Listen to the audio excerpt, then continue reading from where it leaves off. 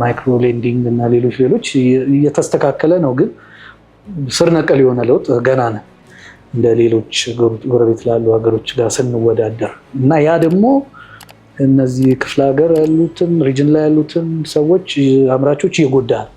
ምክንያቱም ጎበዙ አምራች ባንክ አያውቀውም፣ ባንክ ውስጥ ትራንዛክት ስለማያደርግ እና ይሄ ነገር ሲፈጠር ወደ ዲጂታል ማዕቀፍ ሲገባ ይታወቃል።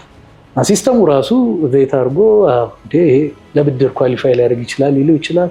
እዚህ ብዙ ጥቅሞችን ማግኘት ይችላል። ያ ወይ ታገኛለች ያቺ አምራች። የመጀመሪያው ጥያቄ እኮ ቀላል ነበር ወይ አሊባባ ወደ ኢትዮጵያ ማምጣት ነው? አዎ ልክ ቻሌንጅ አልነበረውም? ማርክ እውነት ነው። እንደ አንድ ቻሌንጅ ለማንሳት ከዛ ከቀጠልን በኋላ ቻይና ሄድን። ከቻይና እነዚህ ነገሮች አይተን ዲስከሽን ንግግር ጀመርን ከአፍሪካ ሊዱ ጋር ከአሊኤክስፕሬስ።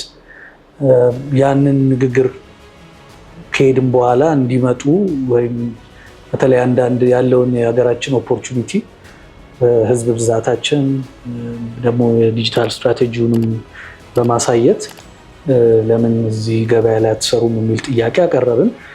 እዛ እየነበርን የሚሰሩ ይመስለን ነበረ፣ ግን ምንም አይነት የስራ ሂደት እንደሌላቸው። ምክንያቱም ያነሱት ስትራክቸራችን ለኢኮመርስ ዝግጁ ላይሆን እንደሚችል ያላቸው አስተሳሰብ፣ ለዛ ነው ወደ ኢትዮጵያ ያልገባ ነው። ግን ቢዝነሶች ኬንያ፣ ናይጄሪያ እንዳላቸው ነው ይገባናል። ያለው ሁኔታ እነሱ ጋር ያለውን ነገር ሬፕሊኬት አድርጎ አሁን ኬንያ፣ ናይጄሪያ ከረንሲያቸው ፍላክቹዌት ቢያደርግም ግን ሰው ዶላር እንደፈለገ አግኝቶ ከባንኩ መግዛት ይችላል። ያ እኛ ሀገር የለም። ስለዚህ ይህንን እነሱ ሬዲ ላይሆን ይችላል። የካስተምስ ያነሷቸው ነገሮች ነበሩ። መንገዶች ሊኖሩ እንደሚችል በመነጋገር በኋላ በተለይ እኔም ከተመለስኩ በኋላ እድሎቹን ለማሳየት ሞከረ እና አንድ የጠየቁት ነገር የዚህ ሾሩሙን በነሱ ስታንዳርድ መክፈት እንደምንችል ተግባባን፣ እኛም ተስማማን።